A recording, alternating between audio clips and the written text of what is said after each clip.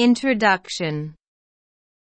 Wouldn't it be great if someone handed us a guide which explained very clearly what the rules of life were? Wouldn't that save us so much time and guesswork in trying to figure them out? Well, Jordan B. Peterson believes that a simple handbook of rules for life exists, at least now that he's written it. And there are only 12 of them.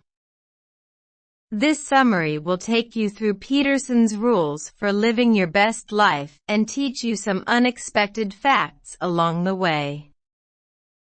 Through the course of this summary, you'll learn what lobsters can teach us about confidence, what flowers have to do with finding the meaning of life, and what skateboarders tell us about human nature.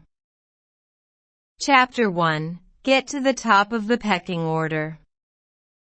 You've heard of the phrase the pecking order, right? It's commonly used in conversation, but do you know how it originated?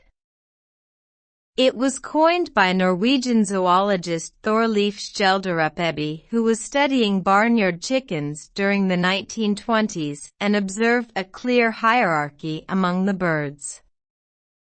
When it was feeding time, he noticed that the strongest, healthiest chickens ate first and forced the sick or timid ones to wait until there were only scraps left.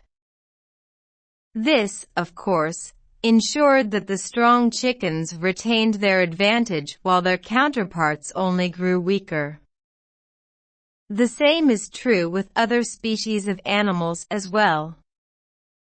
Lobsters, for example, exhibit similar behaviors whether they've been raised in captivity or in the world, proving that their sense of the pecking order is innate rather than a learned behavior. In fact, scientists have observed that lobsters instigate aggressive fights to compete for the best shelter spots and that this actually changes their biology. For example, winners possess a stronger ratio of serotonin-octopamine while the ratio is reduced for lobsters who commonly lose.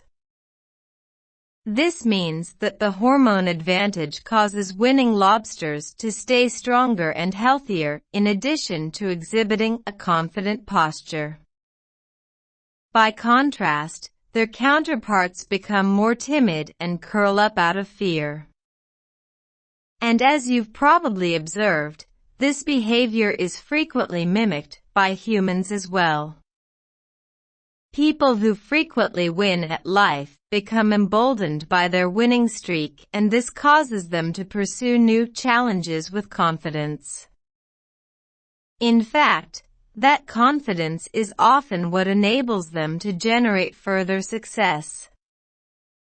Likewise, those who are in the grip of depression or feel that life is never in their favor are more risk-averse and tend to approach each situation as though they already know they will fail. This in turn becomes a self-fulfilling prophecy that reinforces their bleak worldview.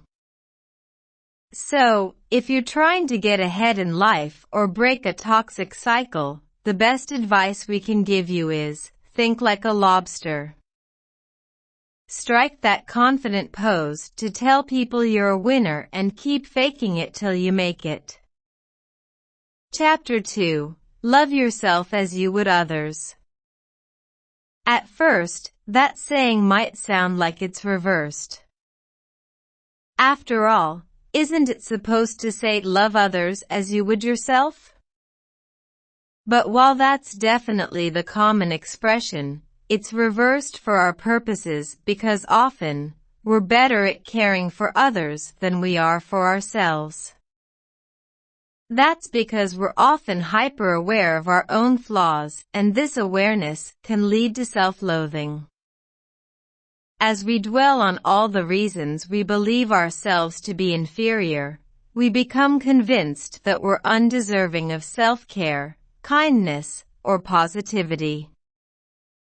Because of this, We tend to focus all our positive energy on those we love, especially our partners and pets, and neglect to give ourselves the same kindness.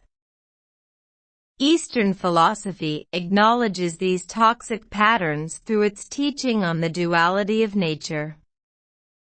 The yin-yang symbol represents a dark side and a light side, with the implication being that each side contains at least a hint of the other and neither can exist without the other. Eastern philosophy also posits that harmony can only be achieved by embracing both and seeking a healthy balance between the two.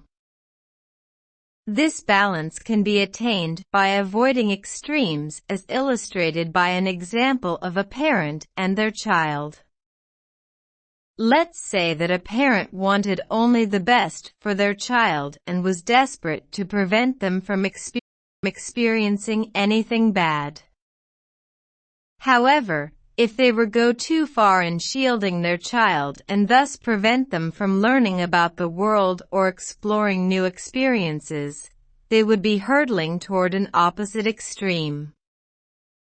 Rather than being protected from negative influences, their child would simply feel stifled and might rebel in more extreme ways to regain a sense of freedom. Neither of these extremes are healthy. So as you seek balance in your own life, remember not to go too far toward the dark side or to go overboard in an attempt at perfection. It's impossible to be perfect and chaos is unavoidable, so don't waste your time and energy fighting the inevitable. But it's also important that you don't focus only on the things that make you happy. While it might be more fun to pursue only the things that give you warm, fuzzy feelings inside, it also won't cultivate personal growth. So, focus instead on what's best for you in the same way a loving parent would do what's best for their child. A child might not want to eat their vegetables or go to bed on time, but their parent ensures they do because it's healthy for them. So, in your adult life, identify your life's purpose and direction and then make healthy decisions that will help you attain that goal. Chapter 3. Choose your friends wisely. Have you ever noticed how the things your friends say slip into your own vocabulary before you even notice it? It's no surprise, because the more time you spend around people, the more they rub off on you. And while picking up your friends' speech patterns might be harmless, it might be time to get concerned if you notice that your friends' toxic habits and traits are influencing you as well. Because we often choose our friends through superficial criteria like common interests or a shared sense of humor, we don't always pause to consider exactly what sort of person our best buddy is, nor do we always reflect on the impact toxic habits can have on our personal development. But negative people and bad life decisions have a scary ability to drag successful people down, and unfortunately, that effect can occur just as easily in the professional sphere as in your personal life. For example, many managers and professors think that putting an underachiever on a group project with high performers will build that person up and encourage them to emulate their counterparts' best practices.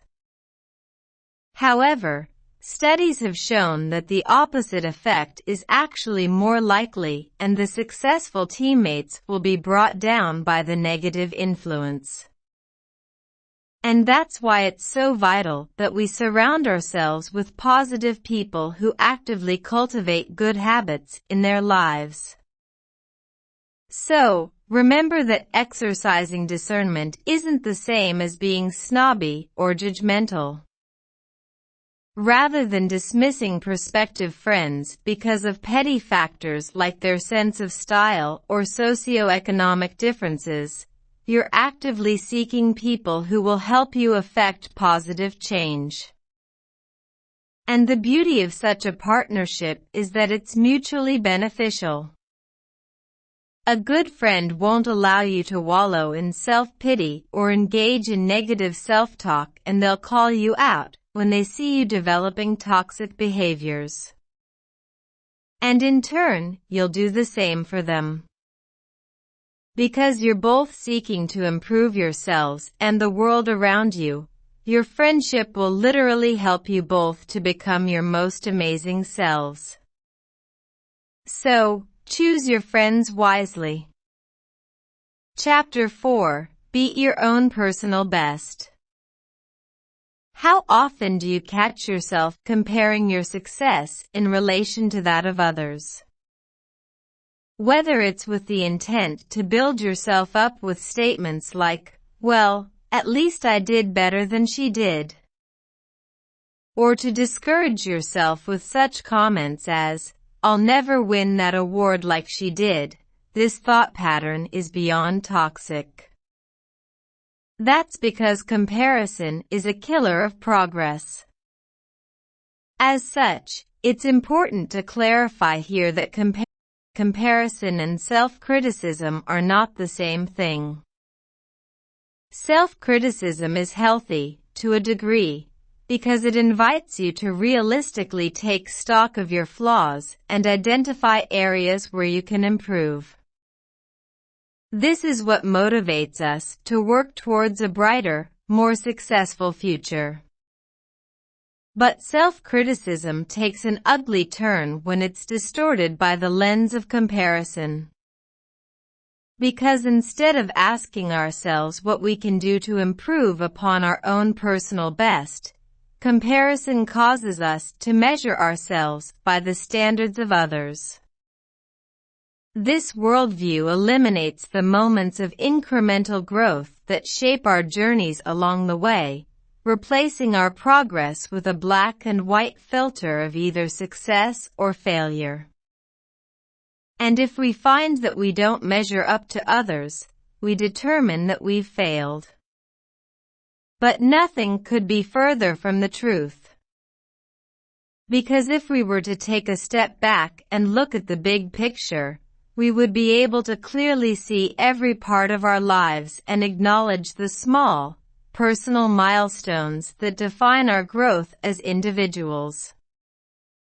Sure, maybe your coworker got that promotion instead of you, but maybe, instead of prioritizing your career, you were developing your relationship with your family because that's what was right for you. So, stop comparing yourself to others and instead judge yourself against your own prior accomplishments. Are you better today than you were yesterday? Do you want to be better tomorrow than you were today? If the answer is yes, and it should be, then this is the secret to keeping yourself on the right track. Because when you compare your present to your past, you'll recognize that you're growing in the ways that are right for you at the speed that suits you best. You'll be able to acknowledge those small moments of growth that are critical in the development of your best self, and you'll be able to appreciate the unique facets of your life that make your progress specific to you. So, evaluate your personal progress only by the standards that are applicable to you. And as you take stock of your development, think of yourself as a home inspector. Just like a home inspector, you'll analyze everything from bottom to top, determining whether a problem is a cosmetic fix or a structural flaw. Make a list of everything you find that needs to be improved and then attack it, renovating yourself the same way you would a house. The best part is that when you're so focused on becoming the person you need to be, you won't have time to think about comparing yourself to others. Chapter 5. Raise a kind and responsible child. The right way to raise our children is one of life's biggest quandaries, and it torments a lot of parents as they struggle to get it right. Because our children come into the world as blank slates, we're often paralyzed by the question of what to write on the people who will impact future generations. Niebauer suggests that the starting point for answering this question is to acknowledge innate human aggression. We all know how nasty kids can be to each other. Pretty much everyone has a bullying story from at least one point in their childhood. So, what if our primary concern was simply raising kind kids? Niebauer asserts that cultivating kindness requires more than being a friend to your child. In fact, successful parenting demands taking the risk that there may be times when your child doesn't like you. Although that might sting a little, take a moment to consider how this style of parenting would play out. After all, if you're focused on being your child's BFF, you're not focused on enforcing rules. Rather, your job is to ensure that they're only ever happy and having fun. And that's not going to help your child become a well-adjusted or likable adult. So, while it may not be fun to set boundaries and enforce them, it might help to remember that you're doing your child a great service by teaching them life lessons early on. After all, isn't it better for them to learn responsibility from a loving parent than from a society that will teach them in far less gentle ways? So, if you're eager to help your child become the best they can be, here are Niebauer's top tips for successful parenting. The first step is to avoid limiting the rules. While rules are absolutely necessary, if you have too many, your child will become frustrated and feel as though they're surrounded by obstacles. So, instead of controlling their lives down to the minutiae with rules like, your socks always have to match or you must always be in bed by this time, focus on practical, real-world rules like showing respect, being kind, and never using violence unless in self-defense. Remember that these rules will help shape your child's core values, and honestly, would you rather have a child who's loving and respectful or a little monster whose socks always match? The next rule is to always use the least amount of force necessary. So, make sure you set clear rules with equally clear consequences, and take care to make the punishment fit the crime. Knowing which punishments will be most effective for helping your child learn the consequences of their actions also requires an in-depth knowledge of your child. So get to know the unique person they are and understand when only a verbal correction is necessary, and when to take away video games for a week. The third tip is to stand as a united front. If you are a two-parent household, make sure you let your child know that they can't pit you two against each other to get their own way. Likewise, be sure to support your partner, even when they make mistakes. Lovingly acknowledging mistakes and working on them together is the key to growth and a happy home. Chapter 6: Life Isn't Fair. Why do bad things happen to good people? Is one of life's age-old, anguished mysteries, and to this day, we still haven't solved it.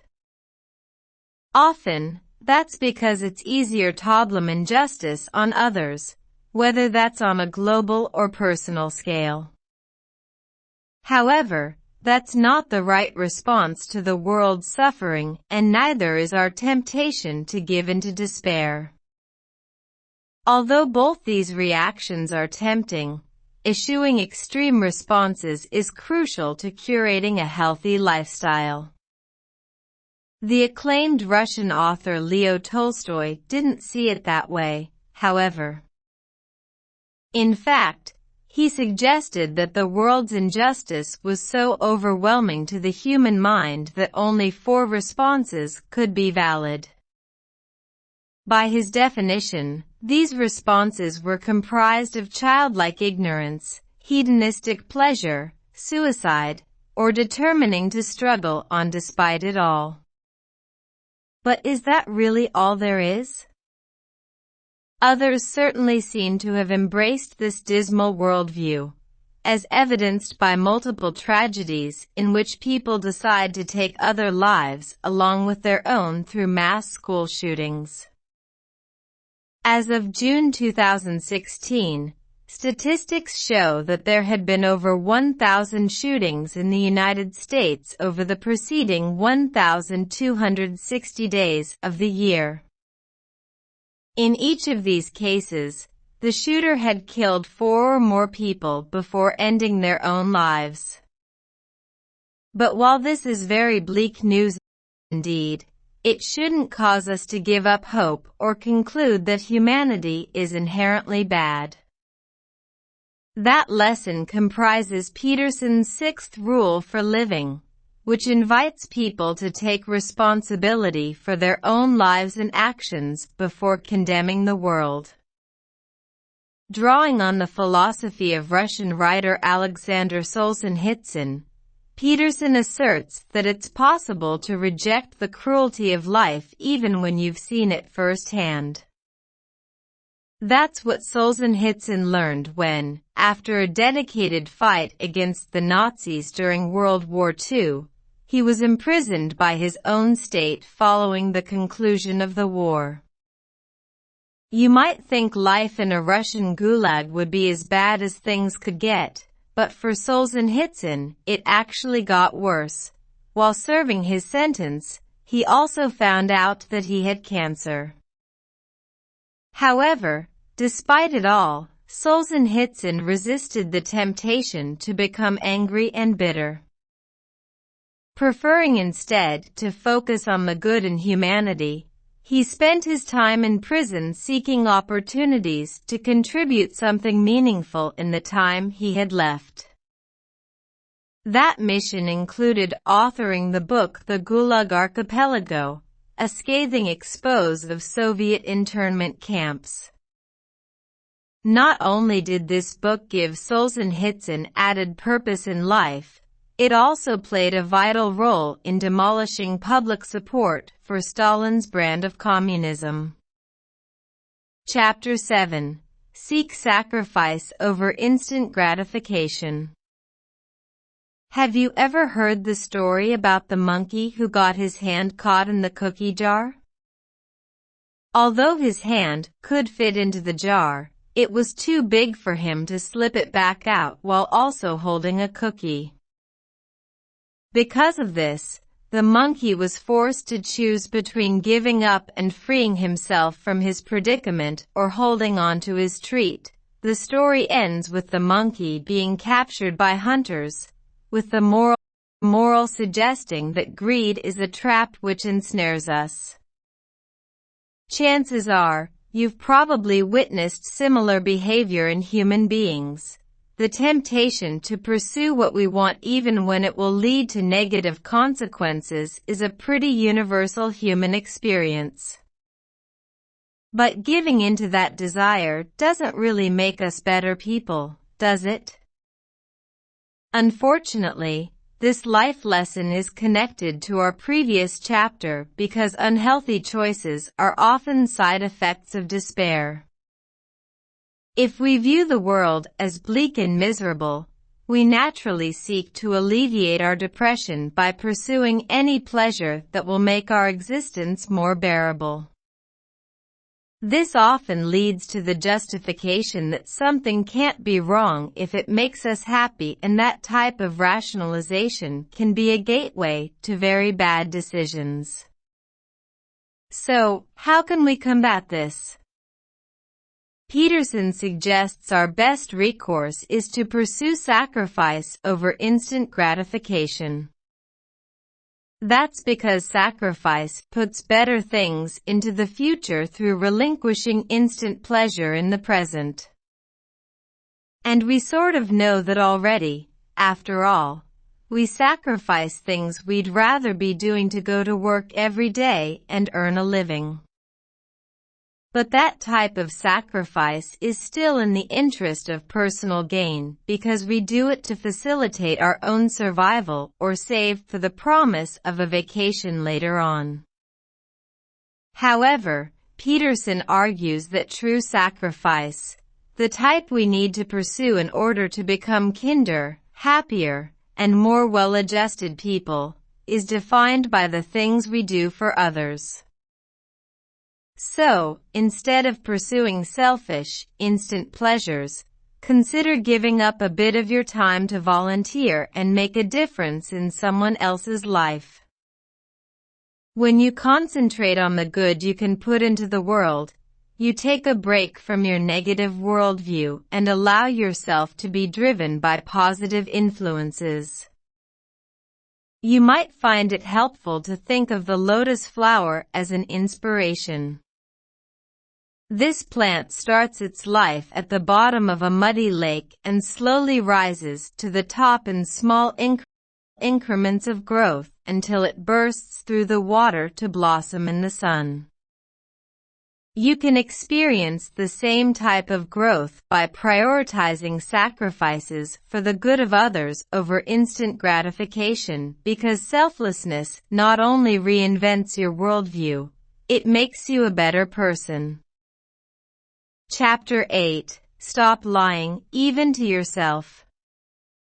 We all tend to lie to ourselves in one way or another. Whether it's by telling ourselves we're going to meet a certain goal without putting any work toward it, or in deluding ourselves about our flaws, we're all liars. The Austrian psychologist Alfred Adler called this habit life lies and defined them as the things we say and do to get what we think we want. That distinction, what we think we want, is important because it acknowledges the fact that we often trick ourselves into craving things that ultimately aren't good for us. The same is true of our ability to convince ourselves that we already know everything we need to know. This is an especially insidious lie, because if we assume we already have the right tools for self-improvement, we lose all willingness to learn and grow. So, Peterson's 8th rule of living is, stop lying and tell yourself the truth. Hone your self-awareness and learn to recognize when you're telling yourself one of those life lies. And then work to fix it. Realigning your goals and your personal truth can help you get your life back on track and be honest about your progress. Chapter 9. Engage in healthy debate. If you spend any time on social media at all, you know it can often be a hotbed of conflict and scathing criticism. People often take offense far too quickly and lash out by spewing hateful things at random strangers on the internet. This behavior has, regrettably, come to characterize the state of conversation in our society, and it's an utter perversion of what healthy debate used to mean. Reclaiming your ability to engage in genuine conversation requires returning to the truths of ancient Greek philosophers who understood that respectfully challenging someone's idea is not the same thing as attacking that person. Following this method taps into Peterson's 9th life lesson, which is to listen to what others have to say and assume that you have something to learn from them. Instead of treating your conversation as a competition, looking for opportunities to prove that you're right and the other person is wrong, or looking for reasons to take offense, simply focus on listening. You might disagree with someone else, and that's okay. Even in those cases, you should still approach all conversations by following the simple method of listening and then summarizing to recap what you heard out loud. Rephrasing what you understood in your own words is a great way to communicate with the other person and ensure that you heard them correctly. It also shows that you care enough to truly hear and take in what they're saying. Chapter 10. Confront complexity with clarity. It's no secret that life can be confusing and our relationships with others can sometimes be even more complicated. However, we can alleviate part of that confusion by acknowledging that sometimes the reason we fail to understand things is because we only pay attention to the details that interest or make sense to us. And while that's a natural human inclination, after all, we're not physically capable of thinking of everything all the time. Our inability to see the big picture can often make the world feel extra chaotic. That's why we need Rule 10, use precise language. Confronting the world's complexities with the clarity of precise language is invaluable because it helps us to break down complex concepts into simple, bite-sized nuggets of information that we can understand.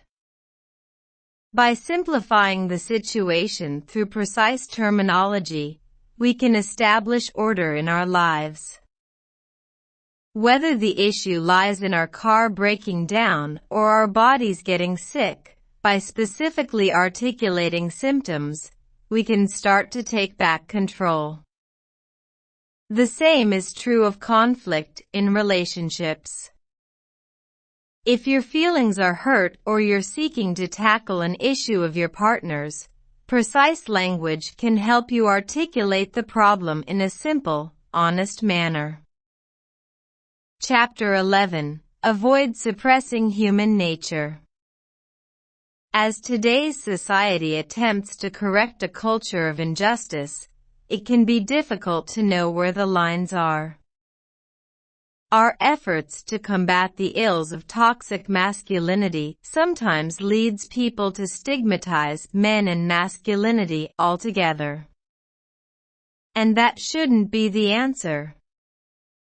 While it is extremely true that men have behaved deplorably for centuries and used their power to manipulate, stigmatize, and discriminate against women, people of color, and many other groups of people, we shouldn't unfairly direct our sense of outrage at all men.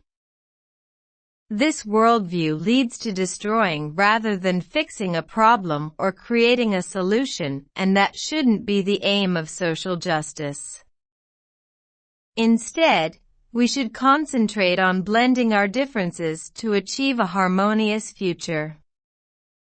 Because many men, just like women, are aggressive or dominant by nature, and those traits don't have to be a bad thing when they're channeled in the right direction. With encouragement and guidance on how to avoid becoming part of the problem, men can channel those personality traits into accomplishing amazing things that contribute to the greater good of society. And to illustrate this point, Peterson considers the example of skateboarders. He once noticed that, on the grounds of the University of Toronto campus, some young skateboarders were demonstrating amazing feats of agility and balance. However, because social norms often categorize skateboarding as undesirable or deviant, the city officials decided to ban skateboarding on their campus. This policy failed to consider the teens' dedication, prowess, and willingness to embrace physical risk, and instead criminalized their behavior. Peterson argued that this was a mistake and suggested that the same is true of any instance where we vilify a certain group of people.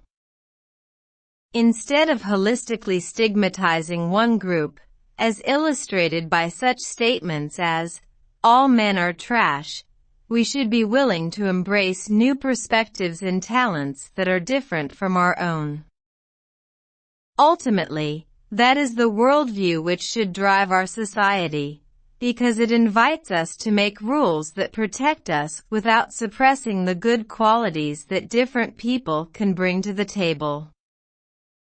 That's why life lesson number 11 is, don't bother young skateboarders. So, whether it's skateboarders or men being persistent and aggressive, we shouldn't criminalize behavior unless it's actively hurting someone else, because then it really is part of the problem. Chapter 12. Celebrate the little things. We've already touched on the fact that life is often full of sorrow, but it's important to remember that life is also full of joy. The key difference is that where sadness often threatens to overwhelm us by smacking us in the face, we have to look a little harder to find joy. Peterson knows this firsthand because his daughter has battled severe arthritis since she was 6 years old. This degenerative disease has filled her childhood with extreme pain, frequent injections, and multiple invasive surgeries to replace entire joints. If you're reading this and feeling that life is unfair, you're right. There's nothing fair about an innocent child suffering so much pain. But Peterson asserts the darkness of these moments should only strengthen our motivation to seek out the good in life. That's why rule number 12 is, make the best out of even the smallest joys that life offers. In his own experience, Peterson has discovered that relentless positivity is the only way to sustain yourself through even the darkest of times. Because although he is deeply affected by his daughter's suffering, he's grateful that after years of pain, she finally found a physiotherapist who was able to help her achieve greater mobility and develop a life with a lot more normalcy and a lot less pain. Although he knows she's not fully out of the woods yet and that more complications may arise down the road, he's grateful for the small mercies in her life and seeks to keep them both positive. To that end, he advises readers to always avoid getting bogged down by sadness and keep an eye out for even the littlest things that can make you happy, like petting a random fluffy cat you meet on a walk.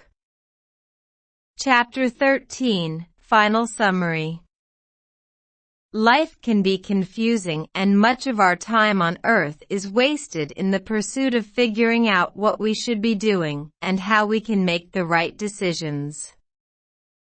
However, Jordan Peterson hopes that we can learn from the questions and mistakes of the past and live our lives through 12 simple rules that can cut out the guesswork and make us happier.